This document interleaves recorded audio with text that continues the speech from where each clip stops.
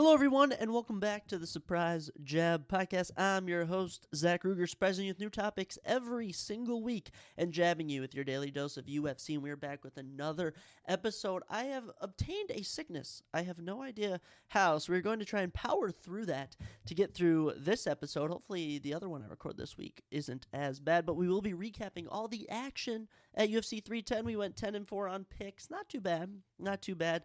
We did predict the main event wrong, but I should have seen it coming. I actually did see it coming. I was rooting for the underdog, so we will be recapping all the action from UFC 310. Also on the docket, looking at Week 14 of the NFL season, seeing where the standings are at currently for the NFL. We also have a review of the hit TV series Dexter. I finally finished it, so I'm going to be giving my series review. Also, the movie Eyes Wide Shut, Stanley Kubrick's final film before he passed away. I will be dropping my official movie review. Also, top 10 new things in pop culture, new UFC fights. We got a lot of fun stuff for you today. I am officially done with all of my in-person activities for my first semester of my final year at college. It's pretty crazy. It flies by. I tell you, they tell you college flies by. They tell you everything flies by. If that ain't the truth. I'm kind of hoping this podcast flies by just for me. But for the viewers, I hope you enjoy your time and listen to what I say, and maybe you'll take something away. Maybe something will surprise you, including some new matchups that the UFC has dropped recently. We've had a number of big ones. First off, the UFC 311 official co-main event and main event have been released. The co-main event for UFC 312 going down in Sydney, Australia, February 8th. The women's strawweight matchup between Zhang Weili and Tatiana Suarez. Zhang Weili, the defending, reigning champion, takes on the undefeated 10-0 number one contender, Tatiana Suarez. She was actually linked to a fight with Virna Jandiroba. That fight fell apart, and they were like, wait a second. Why is she fighting Virna Jandiroba? She has already earned a championship fight. So she'll take on Zhang Magnum Weili, Zhang Weili, something Weili Zhang. They always change the order of her name, I swear. But Zhang Weili, she's I think she's in her third title defense of this reign currently because she beat Carla Esparza, defended against Amanda Lemos, defended against Yan Xiaonan. So yes, this will be her third title defense, and she'll probably win. But Tatiana Suarez has some excellent grappling. The striking has improved. This should be a fun co-main event going down in Australia. The main event, UFC 312 in Sydney, Australia, February 8th. The main event, the middleweight championship, Dricus Du Plessis makes his second title defense against Sean Strickland. The rematch, a year in the making. I personally would have given it to Hamzat Chimaev, but that's just me. Instead, Sean Strickland will get another opportunity. I think Dricus finishes him. Okay, I think Dricus is on another level compared to Sean Strickland. I think that first fight is going to... I honestly think we're going to get kind of what Islam Makhachev and Alexander Volkanovski was. That first fight is super close, goes down to the wire. Second fight, the champion runs right through him. Sean Strickland, I think his striking technique may be better than Dricus, but power, I'm going to Dricus. Takedowns, I'm going to Dricus. Give me DDP all day. The other matchups that have been recently announced. These for UFC London going down March 22nd in London, England. How about the number 9 ranked heavyweight? Oh my gosh, what is his name? Marcin Tybura. I can't believe his name's right in front of me and I forgot it. Marcin Tybura takes on the undefeated Englishman Mick Parkin. And Mick actually was just booted into the rankings, actually. Yes, Mick Parkin is now ranked number 14. Wow, good for Mick Parkin. This will be a big step up for Mick Parkin. You know, you have to be a certain level to beat Marcin Tybura. Truly, I tell you have to be good. Derek Lewis has beaten him. Sergey Spivak. Curtis Blades has beaten him. Alexander Volkov has beaten him. Tom Aspinall has beaten him. And a lot of unranked guys can't beat him. So we'll see if Mick Parkin can get past him. He will have the home crowd of London behind his back. And another matchup. This one's not even the main event. Not even the main event. The number 4 ranked light heavyweight Jan Blachowicz back in action since 2023. Taking on the number 7th ranked Carlos Blackjag Ulberg. Carlos 7-1 in the UFC on a 7-fight winning streak. Got biggest win of his career against Volkan Ozdemir in Macau, China. And now he gets a shot at the former champion, Jan Blachowicz. Jan, last time he fought, took Alex Barrett to a split decision. We know how good Jan Blachowicz is. I'll see how this one goes. Okay, I'm curious. I don't really want to drop a prediction yet because I know how good Jan Blachowicz is, and I just don't know if Carlos Ulberg can get over the hurdle that is Jan Blachowicz. When I think about the fight, the only real method of victory I could see was Carlos Ulberg by knockout, because I think in the grappling department, Jan has his number. But I'll be curious to see. Those are the four massive fights that I would say will mention. Other than that, nothing too insane. This kicking off of 2025 is going to be absolutely massive for the UFC. Got some big matchups coming at you. I'm excited to see what the future holds for the UFC. In terms of the pop culture world, we have lots of new news. Lots of fun news, too. Might I add, courtesy of Discussing Film, here are the top 10 new things in pop culture. What should we start with? Because a lot has been released. First off, the first trailer for 28 Years Later has been released. It is a sequel to 28 Days Later, which starred Cillian Murphy. This one stars Aaron Taylor Johnson, who is taking over, might add. Aaron Taylor Johnson getting so many movie roles, and it's a zombie film. It's a zombie film, and it actually looks pretty good. It looks kind of spooky. I can't lie. I don't really know how the zombies work in this movie, honestly, so I'd have to learn the lore probably to see how this movie works. But it does look pretty good. I encourage you all to check it out. About a 2-minute trailer. It's very eerie, very ominous. Looks pretty good. Number 2, Meet the Parents 4 is in the works. Robert De Niro, Ben Stiller, Terry Polo, and Blythe Danner are in talks to reprise their roles. Meet the Parents, I mean, you have, what's the original one? Meet the Fockers. You have, Meet the Parents? It's Meet the Fockers, then it's oh my gosh, what is it? Meet the Little Fockers or something. They're great movies, honestly. Ben Stiller and Robert De Niro have amazing chemistry. Robert De Niro plays this kind of military-esque older dad of the family who doesn't like Ben Stiller, who's a more moderate character in the film. But it's good, really. It is a very good trilogy, and now they're making a fourth one. I'm here for it.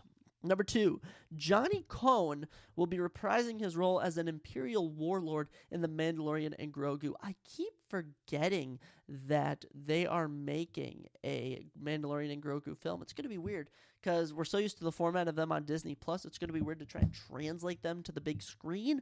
I'll be interested to see if they can do it well.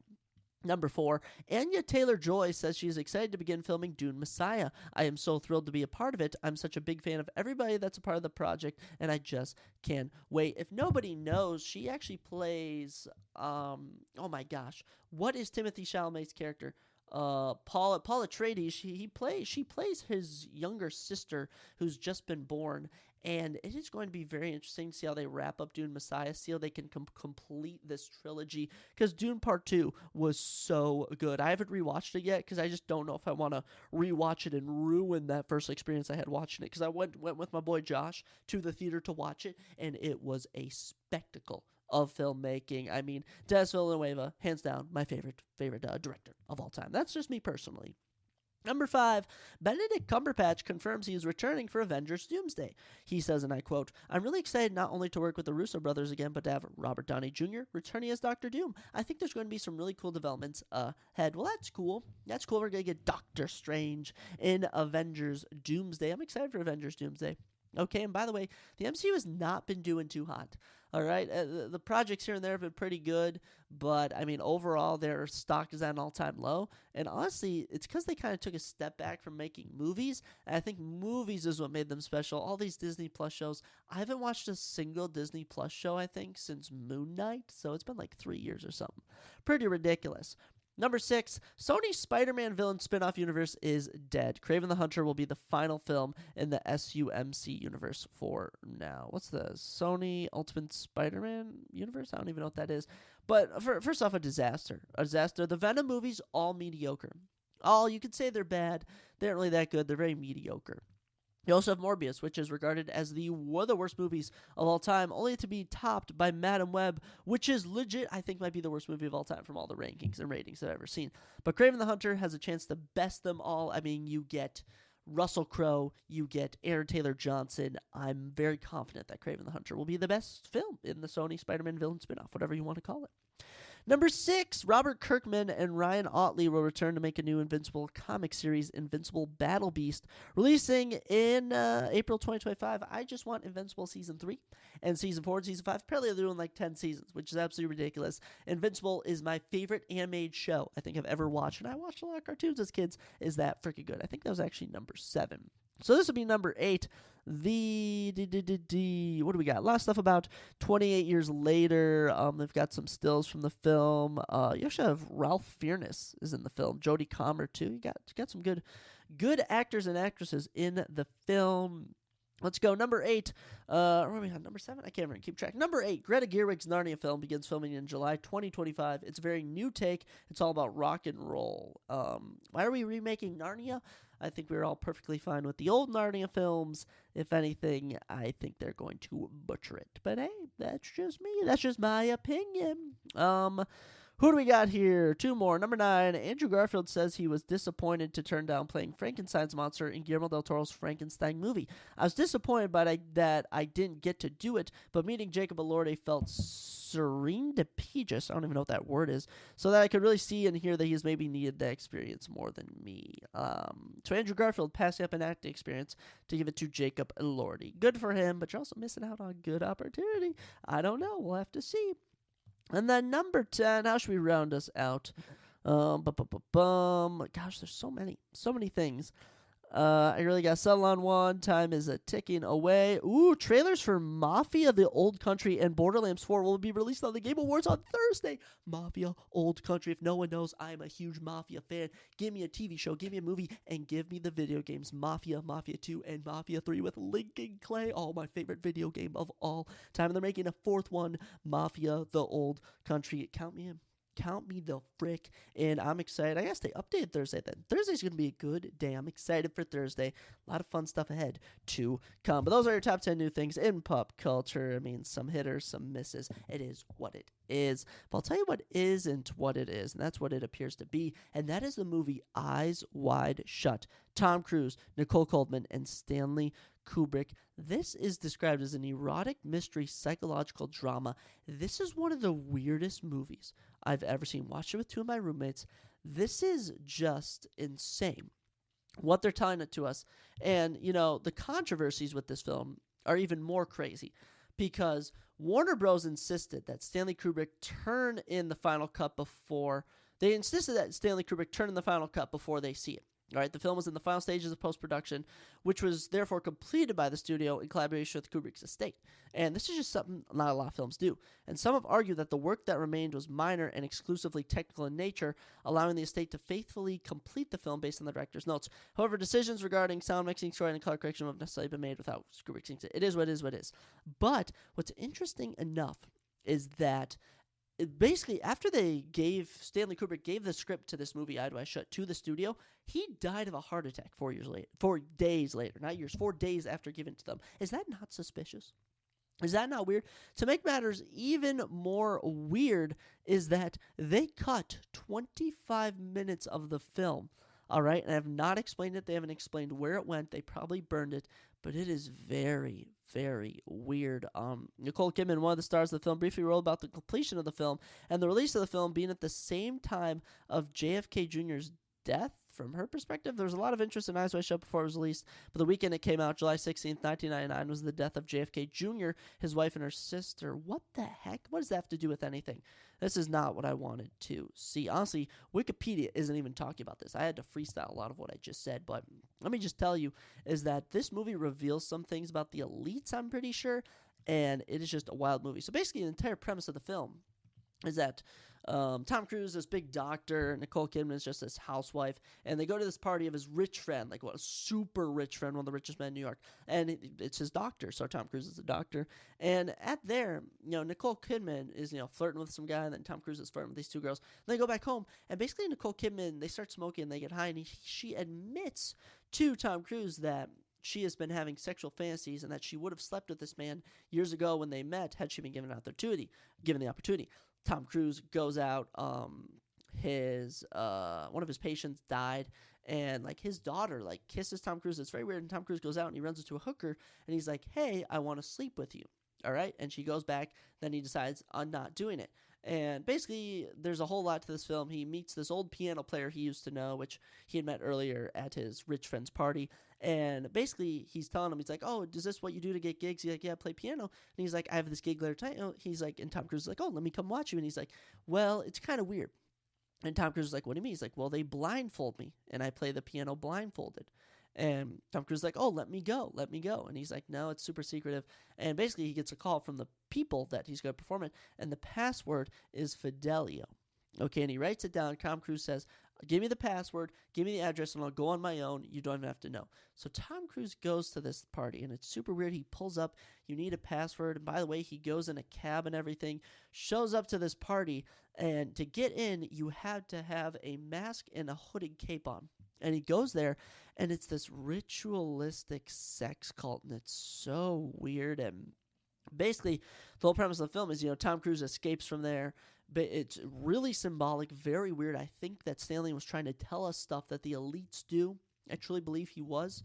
And, goes on about everything. And eventually he starts being followed by these people. He finds out this woman they knew there was murdered. I mean, it is absolutely insane. And there's just a lot of things about this film that you realize you're just like, holy cow, this is absolutely crazy. And basically the big reveal, spoiler alert, I should probably be saying spoiler alert, but this movie is 30 years old, is that basically his rich friend was one of the people at the party, and he knew that he was there. And the whole premise of the film is, I don't even know what the premise is. I feel like it's just eyes wide shut. It's opening our eyes in a sense. Like, our eyes were all shut before seeing this, but now they're open. And it is a mind-boggling film, but it gets a 9 out of 10 for me.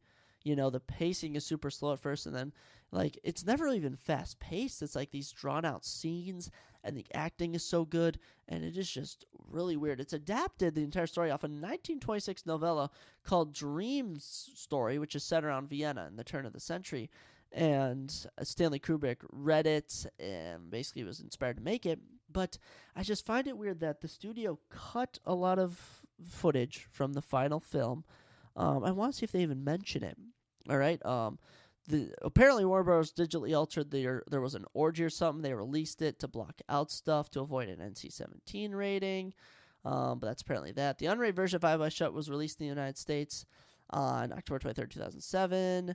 I don't know, but there's just a lot of weird stuff about it. And it's just not stuff they're going to tell you out in the open. It did win French Syndicate of Cinema Best Foreign Film, interestingly enough. I don't know if that matters. But really, just a weird film. Just a weird film.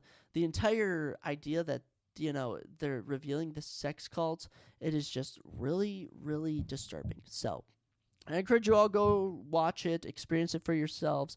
But I truly believe that this film is trying to tell us things that the elites try and keep hidden from us. So, it's certainly very interesting. Give it a look. Another great show that I've been watching, I actually finished it up. I thought it was 7 seasons. Turned out it was 8 freaking seasons, and that was Dexter. That is right, Dexter, everyone's favorite serial killer, Dexter Morgan. Entire premise of the show, Dexter Morgan, he is a serial killer, but he only kills bad guys, and he actually works for the Miami Metro Police Department. 8 seasons of this, and it was good. Let me just tell you, Michael C. Hall plays a great serial killer. His sister in this looks great. Ran from October 1st, 2006 to September 22nd, 2013. And it is good. It is truly really, really good. I had always heard about this, but I had never really known what it was. I finally got around to watching it on Paramount Plus, and it was fantastic. It was honestly fantastic. Where did it actually it went on Showtime, because there's some nudity in it. There's cursing and stuff like that. But honestly, very tremendous. Very, very tremendous. I will say that it's kind of gory. It's not too gory, but, it's a gory show to an extent. If I could rank the seasons, I would probably say season 4 is so good. You have the most prolific serial killer of all time, played by, oh my gosh, I can't remember his name. Oh my gosh, this is going to kill me. He is a very famous actor. John Lithgow, that's what his name is. He plays the serial killer, and season 4 is one of the craziest endings, one of the craziest opening sequences, and the entire season keeps you guessing. Season 4 is amazing. Season 1 and 2 are so close for me. I'm going to say season 1 just because of the big reveals. Apparently season 7 was supposed to be really good. I kind of agree. Season 7 had some crazy reveals, so it's up there for me. But truly, I'm going to be honest. People are hating on 7 and 8. I thought that 7 and 8 were super good. I thought that my only real issue is after a big event in season 4, season 5 and 6 kind of take a dip. They're kind of bland, kind of mediocre, I'm not going to lie. But the entire thing throughout the whole show is that Dexter keeps getting away with it. He has this code he appears to, and it's super good. My one rant is it ends super dumb. Okay, because I do want to add some context here, is that this ended in 2013, And we didn't get a announcement that there would be a return limited series in 2021, okay, which I'm actually going to get around to announce that. Basically, I'm going to get around to be watching that. I'll give you my review for that. But this is a huge spoiler alert. This series essentially ends with Dexter not wanting to live with his choices anymore, abandoning his son and girlfriend, if you want to call her that, driving into a hurricane, then somehow winding up working as a logger, and he has a giant beard now. It is one of the dumbest endings, and I swear, this reminded me of Game of Thrones, reminded me of 2.5 Men. It reminded me of, what are some other shows that I can think of that had terrible endings? I've watched a lot of The Sopranos, not as bad as The Sopranos, because the entire episode is usually pretty good, but it's like a lot of shows don't know how to end. All right, a lot of series don't know how to end, and this one didn't. They didn't know what to do, so they made everyone think Dexter was dead, and it turns out he's living off on his own. It just didn't make sense. They completely butchered his character arc, but this is one of my favorite TV shows of all time. Is it better than Game of Thrones? No. Is it better than The Sopranos? No. But it's probably up there in my top 10 for sure. I'm bias-wise probably 5 right now. But really, it really ends super good. There's a lot of plot twists, a lot of jaw-dropping moments, a lot of death. You never know which character is a killer, which one's going to die. Really keeps you guessing. I'm really happy that I got around to watching it. So Dexter gets a 8.3 out of 10 for me on the scale of 10 for TV shows, whatever you want to call it. And it's really good. I encourage you all to watch it. But like I said, season 1, 2, somewhat 3, 4 is super good. 5 and 6 kind of take a dip. I'm happy with 7 and 8. I know they aren't widely as acclaimed, but I don't think season 8 as a whole is as bad. It's really just how they ended the show. So that's all your pop culture, all your movies. We got a lot of fun stuff to watch. So check it all out. In terms of NFL, here's a quick little recap of all the action that went down in Week 14 of the NFL season. And shockers here and there, not so much. Kicking us off, Lions and Packers. Josh Jacobs' 3-touchdown game is cut short as the Lions win 34-31. A great win. Great win by this Lions team. Lions still haven't clinched the division. How about that? Vikings staying hot on their tail. They're 12-1, 11-game win streak. They are just on the run of a lifetime. It is just absolutely insane. I can't believe they just keep winning over and over and over again. It's just ridiculous. But good win for the Lions, 12-1. Packers 9-4 do currently hold, I believe it is either the 6th or 7th spot in the playoffs. I think it's the 6th spot right now for the NFC. So Packers do still remain in the playoffs, but it's going to take quite a bit of something if they want to really solidify a playoff spot. But a good win for the Lions. I'm always happy when the Packers lose. Sadly, Amon-Ra didn't get enough points for me, so that does make me kind of upset. But is what is. Good game there. We get into Sunday, kicking things off. Steelers and Browns. Decent game, divisional matchup. Steelers refuse to be swept by the Browns. Steelers are now 10-3, top team in the AFC North. Great win for them. Browns 3-10, bottom of the pack, currently tied for second worst in the AFC with the Patriots, Jaguars, and Titans. Thankfully, the Raiders are worse. But Jameis Winston, always fun. Jerry Jeudy looking good. David Njoku looking good. Steelers are just better. And they're going to win the division, in my opinion, and it'll just come down to how the playoffs work. But the Browns are certainly going to need to be working on their draft capital heading into next week.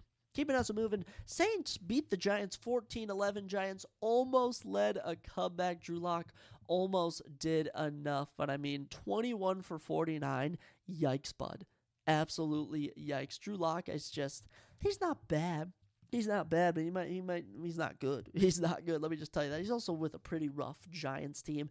Their defense is their best part. But this is outstanding. 0-7 at home. Giants tickets must be dirt cheap. They're on an 8-game losing streak. 2-11 are the worst team in the NFC and are tied for second worst in the league.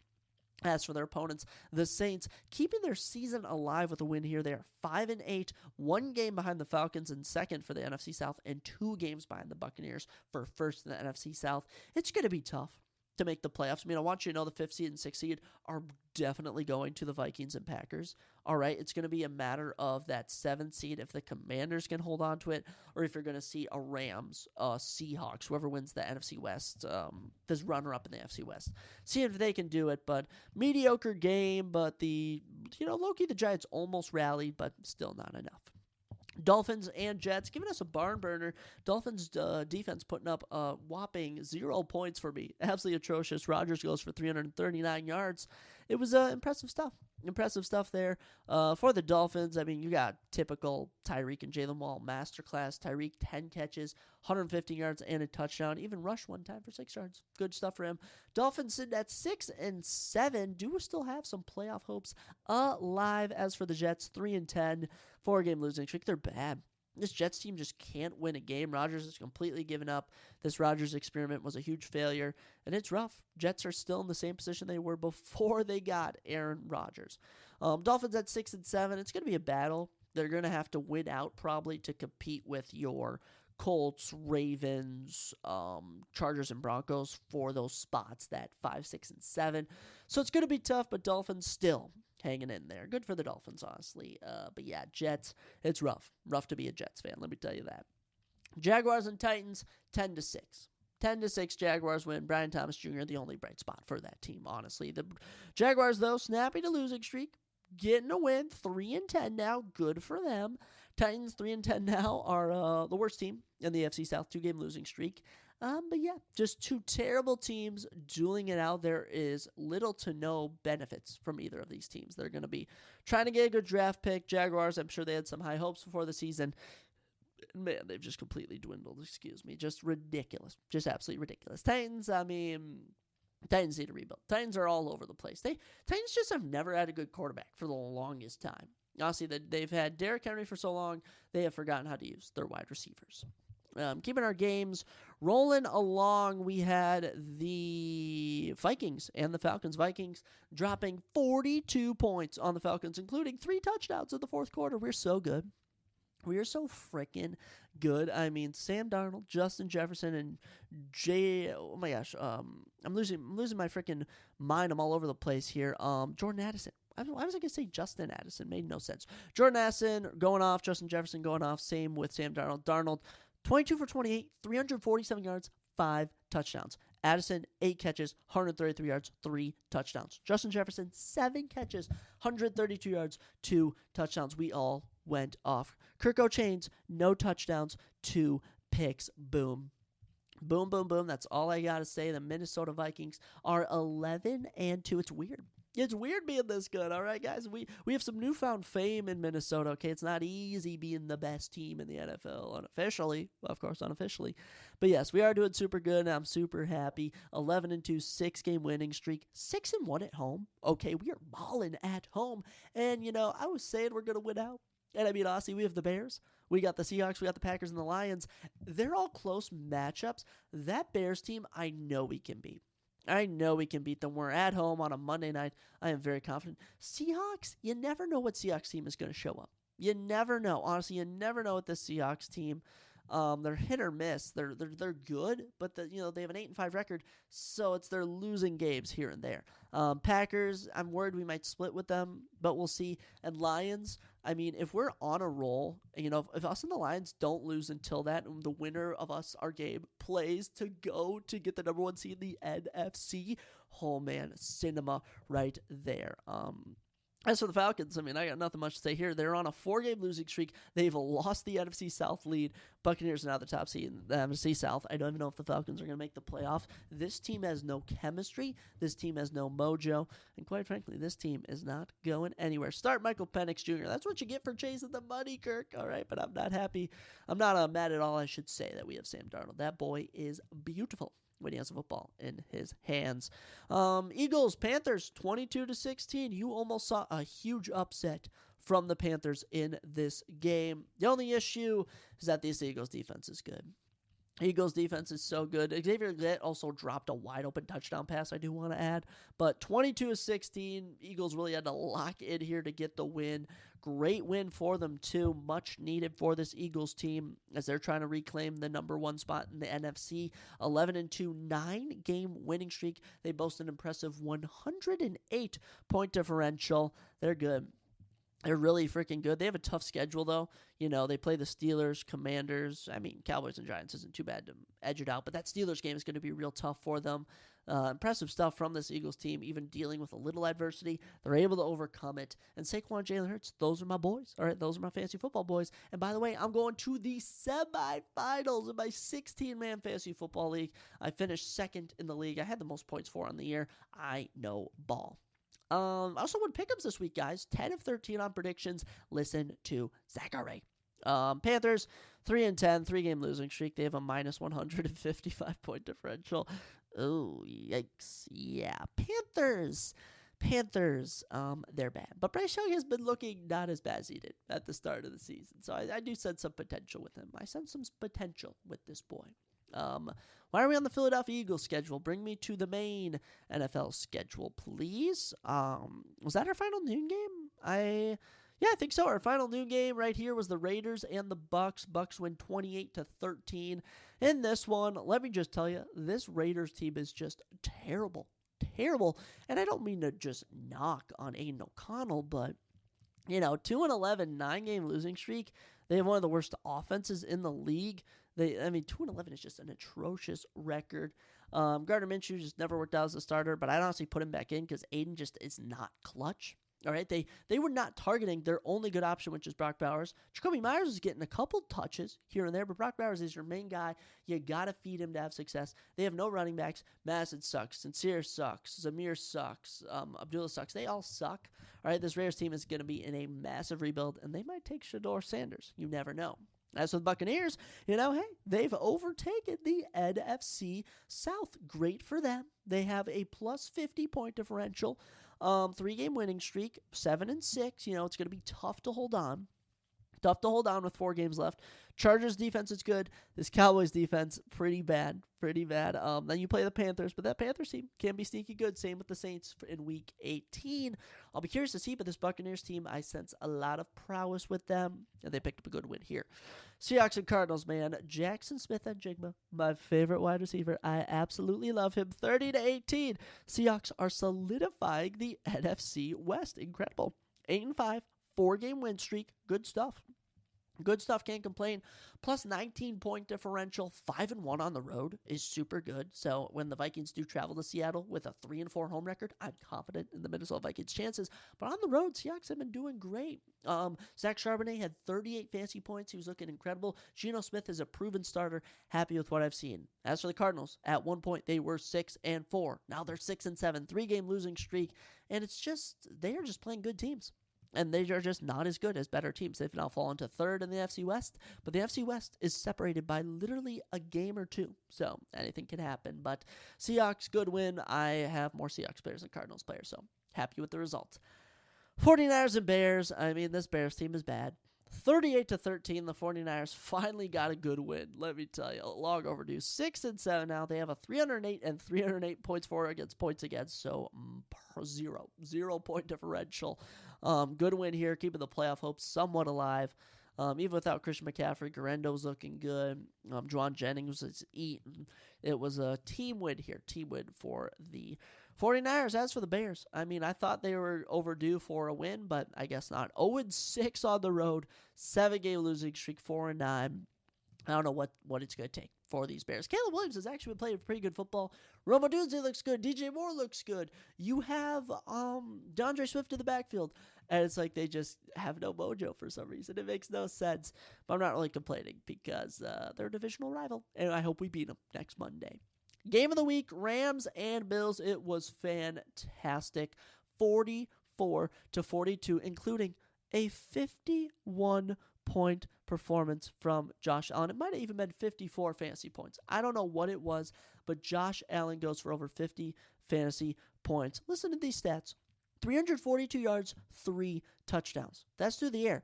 82 yards rushing, 3 touchdowns, 6 touchdowns from Josh Allen. He was an absolute monster. Khalil Shakir going for a tutty. Matt Collins tutty. Ty Johnson tutty. The team was in agreement. It was absolutely phenomenal. As for the Rams, Stafford found his man, Puka Nacua. 5 rushes, one of which was a touchdown. 12 catches, 162 yards for a touchdown. Puka went for 41 fantasy points. And this Rams team, they're saying we ain't going nowhere. We ain't going nowhere. We're trying to make the playoffs too. Rams 7-6, 2-game win streak, are now second in the AFC West. As for the Bills, another close loss here. 397 points for. They are the best offense in the AFC. 10-3, not too bad. They're also 6-0 at home, which is pretty good. Josh Allen for MVP. Josh Allen for MVP. You heard it here first, folks. Josh Allen for MVP. That's my prediction at the moment. Great win, though, and just a fantasy score. Just a ton of fantasy points. Sunday Night Football is what determined my matchup to go to the semifinals as the Chiefs win 19-17 on a freaking another winning field goal. And this one was a doink-in. Insane. I can't believe it. Chiefs 3-game winning streak, 7-0 at home, 12-1, the best team in the NFL. I don't get it. I don't get how they keep winning. How do they do it? Chargers 8-5 are in the playoffs at the moment. They are in that 7th or 6th seed. I don't know. Probably the 7th seed. Good stuff for them. They have a plus 70 point differential. 207 points given up. They are one of the best defenses in the league. But, this Chiefs team is so good. So freaking good. And who are the rest of their opponents? The Browns, the Texans, the Steelers, and the Broncos. So I see them winning at least 2 of the 3 of those final 4. But damn it, the Chiefs won again. I can't believe it. Not a big Chiefs guy at all. Not a big Chargers guy, but I was rooting against Gus Edwards, Quentin Johnson, and Cam Dicker, and it was close. Quentin Johnson and Gus both getting touchdowns, but that Chiefs defense coming up massive. Good stuff. Happy with it. We move on, and then we had Monday Night Football, and Jamar Chase sent me packing in my sleeper fantasy playoffs. I'm not going to the championship. I'm going to the 3rd and 4th place game as the Bengals explode for 27-20 points. But I shouldn't say the Bengals explode. It was Jamar Chase, who had 14 catches for 177 yards and 2 touchdowns. He was insane. Also had 1 rush, 14 yards. Bengals finally getting a win. Long overdue against this Cowboys team, which sucks. Bengals 5-8 with 362 points. All right, but 360 points given up. Their defense is the issue. Chase Brown was balling too, had over 20 fantasy points. Joe Shiesty was going off. Good stuff from that Bengals team. Cowboys 5-8, minus 98 point differential. They are 1-6 at home and are just bad. Just rough stuff from this Cowboys team. Their defense is just not as good as it was last year for some reason. I don't really understand why. I feel like it shouldn't be as bad, but it is. But yes, Cowboys dropping an L. Not really too surprised. We'll see how they round up the season. I don't think either of these teams are going to make the playoffs. But your big news from Week 14, if you will, is that the Minnesota Vikings are going to the Super Bowl. They're going to win the Super Bowl, and they are going to finally end their drought of never winning the Super Bowl. So you heard it here first, folks. We are rocking with the Vikings every single week, but that's all we got for NFL Week 14. Let's get into the cream of the crop, which is your UFC 310 recap. A lot of action, a lot of fun fights. Let's do it. UFC 310 was the ending of our final pay-per-view slate for 2024. Was it good? Was it bad? It's tough to really say. In hindsight, I think the prelims were way better than the actual main card. But 10-4 in predictions, not too bad. We went 311 for 189 before the upcoming event this upcoming Saturday between Joaquin Buckley and Colby Covington, which means unless I go 0 for 11 or 2 for 11, I think we're going to end the year with under 200 incorrect predictions. And of course, we went over 300 predictions this year. This is our best predictions year of all time. But in terms of UFC 310, kick things off, Kennedy Nzechukwu and Lucas Brzeziak, and round 1 knockout for Kennedy and Nzechukwu, his 10th of his career. And by the way, 2-0 at heavyweight. Between October 26th and December 7th, 2 round 1 knockouts, okay? Insane work from Kennedy Nzechukwu, who had lost earlier in March. And earlier in March, I thought they were going to cut him, and now he's looking better than ever. As for Lucas, he has gone 1-5 in the UFC and has been knocked out in round 1 3 times. So Lucas Brzeziak is going to get cut, but Kennedy Nzechukwu, I loved what I saw from him. He absolutely clipped Lucas coming in, down he went, a couple follow-up punches, and that was that. I'm excited to see what 2025 brings for Kennedy. I would love to see him in the rankings. Okay, number 15th ranked Shamil Gaziev, number 13th ranked Waldo Cortez Acosta, number 12th ranked Marcos Rogelio de Lima, even tied to Ivasa would be a fun matchup for him. Other than that, you have your Muhammad Usmans. You have your, gosh, I'm trying to think of other people who are unranked heavyweights. There's a lot of bubby unranked heavyweights out there, but I'm confident that Kenny will be able to hang with them. So Kennedy, lots of opportunities for him. Lucas, not many. And a 50K performance bonus too. Great way to start off the evening. How about we keep it rolling as Chase Hooper runs through Clay Guida around one armbar. Another performance of the night. Performance bonus for Chase Hooper. This will be Chase's 8th career submission and 12th career finish. Let's make that a 4-fight win streak. 4-0 at lightweight. Chase Hooper's legit. Chase Hooper is as legit as they come. This fight lasted 3 minutes, 41 seconds. 2 minutes and 8 seconds control time for Chase. 3 of 6 on takedowns. The formula was simple. I'm just going to go across the ring, take him down. Got into mount, strapped up an armbar, and that was that. Clay Guida forced to tap. This is now a 3-fight losing streak for Clay. He is also 1-4 in his last 5. This is the 12th time in his career he's been submitted. How about that? Yikes. That's all I got to say to that. More action. It was exciting. It's always good when your prelims open with round 1 finishes. That's how you actually get people interested and entertained. In terms of Chase getting a ranked opponent, I don't think it's time yet. I think we keep building him up personally. But I think Grant Dawson has a fight with Diego Ferreira coming up. I would love the loser of that to take on Chase Hooper, sort of test him, because both those guys are good grapplers with decent striking. I think that is what should be next for Chase Hooper, but man, this kid, super young, super talented. I mean, 25 years old, submitting Clay Guida in 3 minutes, 41 seconds. Insane. And you made $50K. You can't be mad about that. Moving on, third matchup of the night, Michael Chiesa and Max Griffin. I can't believe I actually nailed this one because I knew that Chiesa was better than Max Griffin. This never really crossed my mind, but watching it fold out live really was just validation. And by the way, Michael Chiesa, 2 minutes into round 3, gets a rear naked chokehold. The 12th career submission for Michael Maverick Chiesa. Great win, 2-fight winning streak now in 2024, 2-0 in 2024. Both of them rear naked chokehold finishes. Incredible for Chiesa, absolutely turning his career around. As for Max Griffin, first time in his career he's been submitted. Yeah, approaching 40 next year. Probably going to get cut, but they'll probably feed Max Griffin to a young, hungry welterweight. I think Themba Karimbo could be a great option. We're going to get to him in a bit. But in terms of Chiesa, this fight, round 1 and 2, it was just grappling affairs. Just grappling affairs up against the fence, getting down to the ground, very competitive, and Chiesa was just getting the better of every exchange, and he looked good, he performed good, and he's back in the win column. And mind you, this was a ranked guy. This was a legit guy, so I don't really want to not give him another up-and-comer because, we've kind of been having him fight legends, but I don't really know what to do, Randy Brown recently lost to Brian Battle. We're going to talk about him again in a minute, too. I love matchmaking on the same card.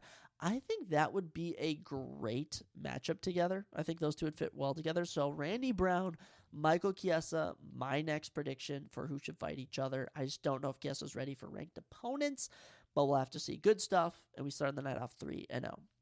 After that, Joshua Van, Cody Durden. Rankings haven't updated yet. By the way, rankings haven't updated yet for some reason, but Cody Durden was ranked number 14. Joshua Van landed 165 significant strikes. Insane. He went absolutely off, and I was loving it so much, including 72 in round 2, 63 in round 3. Joshua Van's striking was on point. Got taken out twice in round 1. Okay, probably dropped round 1, but managed to come back. Round 2 was so dominant. Round 3 even more dominant. Cody Durden was a bloody mess. And the 23-year-old Joshua Van, okay, the 23-year-old is now going to be ranked number 14 in the UFC. Maybe even 13. I don't even freaking know. But Joshua Van, incredible. He is 5-1 in the UFC, looking better than ever. I love him. I love Joshua Van, man. 12-2. He's looking phenomenal. As for Cody Durden, ending the year on an L, not so good. He is hit or miss with what happens. 1-3 in his last 4. I do still think there are options out there for Cody Durden. maybe against some up-and-comers in the men's flyweight division. But in terms of Joshua Van, he's not ready for the elite of the elite yet, but someone like Manel Cape, someone like Tim Elliott, someone like Tagir Bekov. There's a lot of options out there for Joshua Van, and I'm excited to see what he brings to the table. Great win for Joshua. Cody, just tough game. Following that, Eric Anders, Chris Weidman, son of a gun. Son of a gun. You know, I truly thought Weidman was back. In round one, he was looking good. Okay, knocked out Eric Anders, survived 4 takedown attempts. He was looking good. And then round 2, he literally got taken down. It wasn't even an actual takedown landed. He, fell or something, and he got ground and pounded. Literally the entire round was him getting ground and pounded. And, I hate to say it was an early stoppage, but when you're getting ground and pounded for 3 minutes and 40 seconds, it's kind of hard for the ref to not step in. So Eric Anders getting a TKO victory. Incredible. His 10th of his career, his first since December of 2022. Insane. Good win for Eric. 2-0 in 2024. Also on a 2-fight winning streak. 3-1 in his last 4. Only loss was a fight of the night. Eric Anders looking up. As for Chris Weidman, 1-3 in his last 4. I think it's better off to mention that since going undefeated, he is 3-8 in his last 11. Weidman, I say retire. I think you should retire, Weidman. There's no reason you should still be fighting. And anyone else that he fights is going to just run through Chris. So, kind of a shame. There's always, I don't even know, let's have Tony Ferguson go up to middleweight. Tony Ferguson can fight Chris Weidman. I'm being completely ridiculous here, but Weidman, it's time to call it a career. You had a good run. No need to keep getting knocked yourself out. He's doing the BJ Penn treatment. Okay, that's what's happening. And the funny thing is he had success in round 1. And round 2, it's like he just got taken down, couldn't get back up, and was just dominated. So Eric Anders, this was a catchweight, but he does fight at middleweight. I don't really know. There's so many unranked middleweights out there, but they just announced Edmund Shabazian is in a fight, and I think the winner of that fight, I honestly can't recall, or even they have Chris Curtis versus Roman Kopilov. The loser of that versus Eric Anders, or the winner of Edmund Shabazian's fight with, his name is eluding me. I think those could be some good options for Eric Anders. Good win here career-wise, and he'll move along. After that, we got into a doozy between Brian Battle and Randy Brown. Nothing as exciting as we were promised. And a controversial split decision. I don't know. I thought Brian Battle did enough to win this one. Round 1, Randy Brown outstruck him 21-14. Landed 2 of 2 takedowns, but Brian Battle had more control time. Round 2, Battle outstrikes him 22-15 significantly. 2 minutes and 37 seconds control time. Round 3, 35 total strikes for Brian compared to 30 for Randy Brown. 3.5 minutes control time. I thought Brian Battle did enough. It was certainly nothing as exciting as we've seen in his entire career, but not all the wins on the come-up are going to be pretty. Brian improves here with the split decision to 13-2. Randy Brown falls to 19-6 and snaps his 3-fight winning streak, which really sucks. Not a fight of the night. Very technical, very clinch heavy. Randy Brown calling him a bum on social media afterwards. I think that Randy Brown was a little bit upset. But Brian Battle gets a big win here, continues to move along. It sucks because if he would have had a big win here, I'd have loved to see him in the rankings. But there's another guy who won on this card. We're going to mention him in just a second, and that's why I actually think Brian Battle should fight next. But in terms of Randy Brown, I think Randy and Michael Chiesa match up pretty dang well. That's my opinion. We'll have to see. I think Michael Chiesa should just be fighting all these veterans and just keep submitting them. Good win for Brian Battle in terms of career-wise, but in terms of actual performance, not the hottest. After that, still can't believe this fight wasn't on the main card. Still absolutely taken aback. Still pissed about it, but the number 9 ranked Aljamain Sterling took on the number 5 ranked Movsar Evlov, and it's rare when I watch a grappling-only matchup that I'm actually entertained, but this was good. This was good. In terms of fights that impressed me, Movsar and Aljamain Sterling, for two guys whose only game plan is to grapple, they truly came out here and gave it their all. By the way, a total of 20 significant strikes landed between the both of them. Nothing too impressive. But in terms of the career-wise, Movsar had some pretty bland performances coming up. But, in terms of his last few performances, I've been pretty satisfied with it. 29-28 across the board. 8 significant strikes for Mosfar, 12 for Aljo, 135 total strikes for Mosfar, 45 for Aljamain. So you can see that the striking was going for Mosfar. 4 of 5 on takedowns for Mosfar, 6 of 8 for Aljamain, 6 minutes 9 seconds control time for Mosfar, 6 minutes 16 seconds for Sterling. I'm talking these two were so competitive. Round 1, Aljamain got the best of him. Aljamain won round 1 in my scorecard. Now, Mosfar did end the round on top, which did kind of sway people, but I got Aljamain taking round 1. Round 2, clear Mosfar round. 2 takedowns landed, 3.5 minutes control time. Despite getting 2 reversals, Aljamain kept winding up on the bottom. Round 3, Aljo landed 3 of 3 on takedowns. Mosfar 1 of 2 for a minute 49, but just 72 significant strikes to 72 total strikes to 13. Not significant. Mosfar was just laying into Aljo. Competitive up until the bell. Didn't know whose arm was going to get raised, but the correct man did in Mosfar Evlov. 19-0. He is also an outstanding 9-0 in the UFC. And in terms of impressive performances, Dan Ige to Seongwoo Choi, his first 7, first 6, I should say, not that entertaining. The 7th, that Diego Lopez fight of the night. Incredible. The Arnold Allen fight, bloody at war. This one, a grappling matchup, which watching it live was very impressive. I wouldn't go back and show people it, but good enough to an extent. Aljo, first loss at featherweight, it sucks, but I don't think I would hold it too much against Aljo. In terms of the rankings, Mosfar, Diego Lopez for a title shot. Diego versus Mosfar for a title shot, it seems only fitting. We now know that Diego Lopez is taking on Josh Emmett, but I don't know how that one's going to go. And honestly, Mosfar has no right fighting Yair. Yair is nowhere near a title shot. He's ranked number 4. I'd personally do Yair versus someone like, honestly, Yair versus Bryce Mitchell. We're going to talk about in a second. That could be a fight you do. But Mosfar is on the verge of a title shot, and I think you should get it. As for Aljo, there's other fun fights, but I'm getting the vibe he may be fighting someone like Leron Murphy. Him versus Bryce would be another great grappling matchup, which I think Aljamain would win. But hey, we'll see what they do. If it's up to me, I'll do Aljamain versus Bryce Mitchell. We'll do that. And I will do Mosfar versus... I'd honestly give Mosfar a title shot. Personally, I'm giving Mosfar a title shot after Volkanovski gets a rematch. After that, third performance bonus on the night as Vicente Luque runs through Themba Gorimbo with a 52-second anaconda choke. Themba locked it in, and Themba got locked in, I should say. Vicente locked it in, and it was over in 52 seconds. Yeah, Themba went to sleep. Vicente Luque is back, I guess. 9th career submission, 20th career finish in 20... What's Vicente at? 23 wins. Good for him. Good for Vicente here.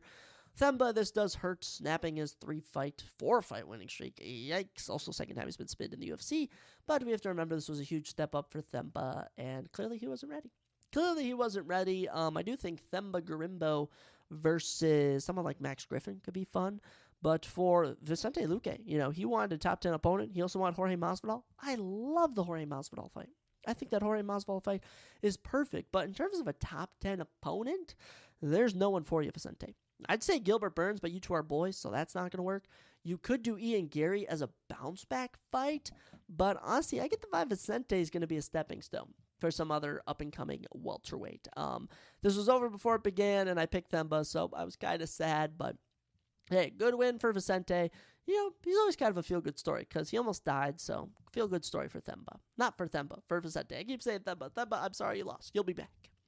After that, light heavyweight matchup between Dominic Reyes and Anthony Smith. And Dominic Reyes, don't blink now. The comeback has started. 2 finishes in 2 fights in 2024, both of them knockouts. Dominic Reyes looking better than ever. How about 9 career knockouts and 14 career wins? Good stuff.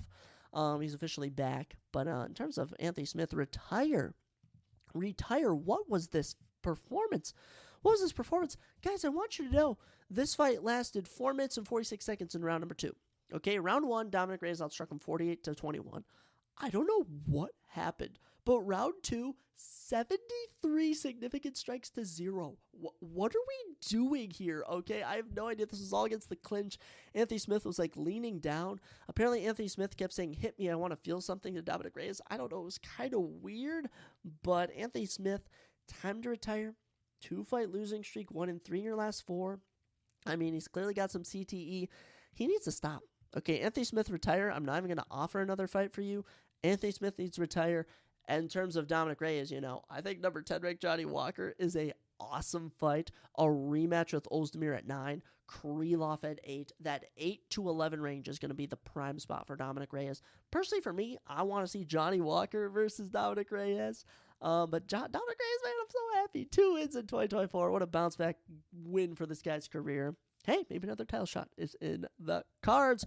But with that, we got into the main card. Doo Ho Choi, Nate Landwehr kicking us off, and sadly, it was not good. Doo Ho Choi absolutely demolished Nate Landwehr. Nate Landwehr getting TKO'd for the, 4th time in his career. Yeah, tough stuff for Landwehr. 78 significant strikes, 25, 4 of 5 on takedowns. This was really Doo Ho Choi taking him down and ground and pounding him. So, Nate Landwehr, tough loss. He's hit or miss with some of these performances. But Doo Ho Choi, man, 2-0 in 2024. Both knockouts. Good stuff for the Korean Superboy, Doo Ho Choi. 13th career knockout. Happy with this for him, honestly. It wasn't the most entertaining, but he went out there, found a method to victory. And hey, look at that. Edson Barbosa has a fight coming up with somebody. Oh my gosh, who is Edson Barbosa fighting coming up? He's fighting somebody. But the loser winner of that against Doo Ho Choi I would be very much down for. Who is Edson fighting? I honestly cannot recall. Can I actually get a check on Edson Barbosa on if he has an upcoming fight? He doesn't. Okay, so Edson Barbosa versus Doo Ho Choi. I think that would be a fantastic fight. Let's make it. Take it to the bank. Let's make it official. After that, Bryce Mitchell, Kron Gracie, about as bad could get. I knew Kron Gracie was bad, but I didn't realize he was, actually, this bad. Atrocious. The only good to come out of this is that Bryce Mitchell absolutely knocked his brains out in round number 3. How about that? Bryce Mitchell getting his first career knockout for the Flat Earther. Tail of the tape, 26 significant strikes to 6. 2 of 2 on takedowns for Bryce. 8.5 minutes control time. 4 minutes 23 in round 1. 4 minutes 06 in round 2. Just ran through him. Gracie would just take guard. He would take guard. So Bryce and him would be clinched. Kron Gracie would take guard and hop on him. When your girlfriend hops up in your arms, and you go under your legs, put your hands on her butt type of stuff. That's what he would do. And Bryce would literally just go down. He's like, okay, now I'm in top position. I'm in top mount. What? Same thing happened in round 1. Same thing happened in round 2. In round 3, when he went to do it, Bryce slammed his head down. Kron gets a little wobbled. And not just one nasty elbow, but another nasty elbow. And Kron Gracie was knocked out cold. Good for Kron getting knocked out. I mean, come on. But Bryce Mitchell, what a way to rebound after getting knocked out last December. Took a year off. Looked phenomenal. 17-3. And Thug Nasty is poised for some big things in 2025. A lot of options for him. Number 10 ranked Calvin Kattar. Number 9 ranked Aljamain Sterling. And I'd even say number 7 ranked Arnold Allen are at the top of my list for Bryce Mitchell. I think Bryce and Aljamain just match up so well together. It's like a step down from Mosfar grappling for Aljamain, and it's a step up from Kron Gracie for Bryce. I think that's a perfect matchup you do right there. Kron Gracie, cut him. I don't want to see him again. Truly get him out of my sight. He's atrocious. He's tarnished the Gracie name, but he does not deserve the Gracie last name. He's just Kron. He's Crohn's disease, for goodness sakes. Bryce Mitchell, big fan of yours. Good victory. With that, what was supposed to be a fantastic matchup turned into disaster, and it was going well. It was going well between Cyril Gane and Alexander Volkov. And then round 3 comes around, and Gane just gets taken down and just can't get back up. It was so weird. Round 1, he landed a takedown of his own. Volkov went 2 of 3. Gane was able to get back up. Looked good. Round 2, he even took Volkov down, was out striking him. And then round 3 comes around, and Volkov lands a takedown and just can't get back up. 68 total strikes to 4. And then everyone was mad at the decision, but I honestly gave Gane round 1 and 2. So I wasn't too mad. Obviously, in hindsight, it looked like he lost the fight, but I thought Gane landed the better strikes in round 1. He did eat some shots, but round 2, 27-25, significant strikes, much more of a striking affair. I just, I get that people were mad. I was a little surprised that Gane won it, but at the same time, I picked him, so I wasn't. But, Cyril Gane improves the 13-2, 2-fight winning streak. He's now probably going to be taking on the winner of Sergey Pavlovich and Jairzinho Rozenstruik when they fight. But, it is what it is. I don't really care. In terms of Alexander Volkov, tough loss. Even Dana said, that decision was effed up. Which, I mean, okay, Dana, whatever you say. But they got the number 6 ranked Colton Almeida and the number 7th ranked Sergey Spivak fighting. Winner of that can take on Volkov. And then after all those matchups take place, we'll see the state of the heavyweight division. Because if Tom Aspinall does fight John Jones, the division will change forever. I want you all to know that. But this was kind of a doozy, kind of a downer. And, you know, we'd already watched grappling in the last 2, and it was like to watch it again was just excruciating. It was kind of a doozy. After that, the co-main event, Shavkat, Ian Gary. This one as competitive as it gets. As competitive as it gets. The number 3 ranked Shavkat Rakhmonov. The number 7 ranked Ian Gary. Competitive as it gets. Totals from the fight, 42 significant strikes for Ian, 37 for Shavkat. Total strikes, 102 for Ian, 65 for Shavkat. Shavkat, 2 of 10 on takedowns, Ian 1 of 2. 11 minutes and 41 seconds control time for Shavkat. 2 minutes, 32 seconds of Ian Gary. So immediately the control time tells me Shavkat won over 2 rounds, okay? Round 1, Shavkat wins, all right? A lot of clinch work. He landed 1 big shot. Ian Gary didn't do much, okay? Shavkat takes round 1. Round 2, similar to round 1. Clinch work, Shavkat lands the final big shots here and there and takes it. Round 3, though, Ian Gary wins it. Okay, outstrikes him 14-11, looking good. Ian Gary takes it. All right. Round 4 comes around. He finally gets his takedown. Shavkat gets 2 of 3 takedowns, 3 minutes control time, outstrikes him significantly 14-11, and now Ian Gary needed a finish. And in one of the craziest moments I've ever seen, Ian Gary not only takes the back of Shavkat, but locks in not 1, but 2 rear naked chokes. And the entire bloodline of Genghis Khan is up there in Genghis Khan heaven going, you can't tap Shavkat. It's in your bloodline. We got horses running. Hawks are flying. And Shavkat escaped the submission. Insane. He escapes, he survives, and he takes control of the round for the final 3 minutes. Shavkat, I can't believe he did it. I can't believe he did it. 48-47 across the scoreboard. He lost round 5 and round 3, but he won round 1, 2, and 4. All the judges agreed, all the world agreed, and Shavkat remains undefeated at 19-0, but don't blink. The first time he hasn't gotten a finish. And after watching this fight, we did learn Shavkat was injured coming into this. Also, in the Shogun fight, Shogun broke all of his toes, which is pretty crazy. So Shavkat was injured, which did kind of hinder his ability. But I will be a bit worried for that Bilal Muhammad fight because Bilal puts a pressure on you right away, and he's got to be careful.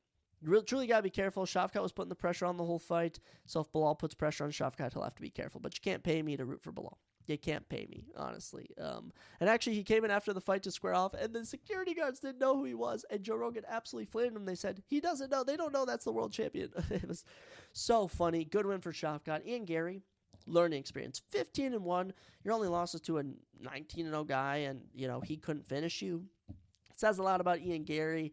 In terms of what's next, Shavkat title shot. Ian Gary, I think Leon Edwards. I think Ian Gary can hang with Leon Edwards. Truly, I believe that. I truly believe that. I mean, I don't know what else you do. I think he's better than everyone below him. I think, the Colby Covington, Joaquin Buckley winner, you could potentially fight. But I truly believe we should test him against Leon Edwards. He seems ready to me. Truly does, but Ian was humble. Ian was well coached. And honestly, as much as people flack Ian, he looked pretty good here. So, tough loss for Ian. You're long undefeated, but you took Shavkat to the limit.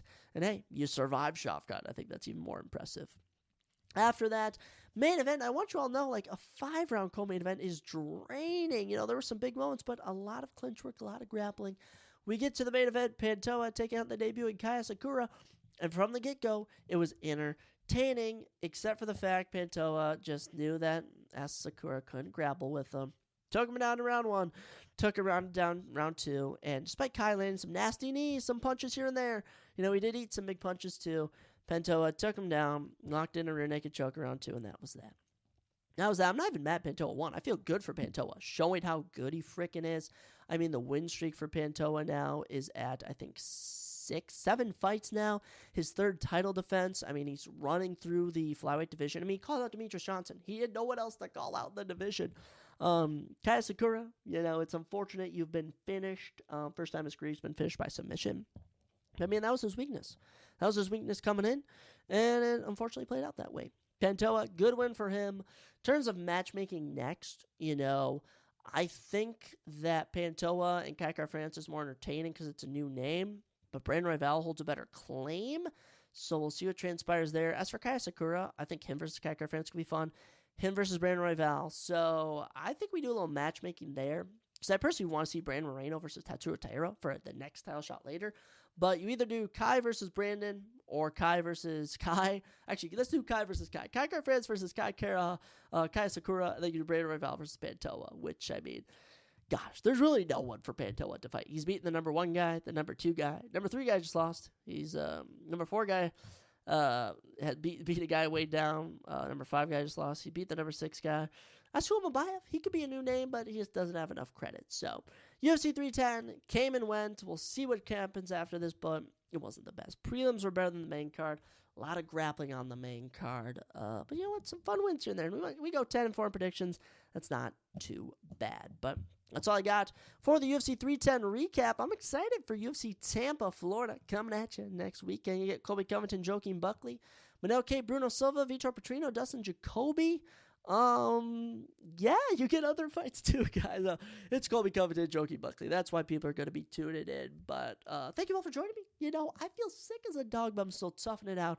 It's not easy to talk for an hour. Okay, it's not. I might bring a guest on or something so I don't have to talk as much. But thank you all so much for listening. I truly appreciate all the support. I love you all. And as always, I'll catch you next time on the Surprise Jab Podcast.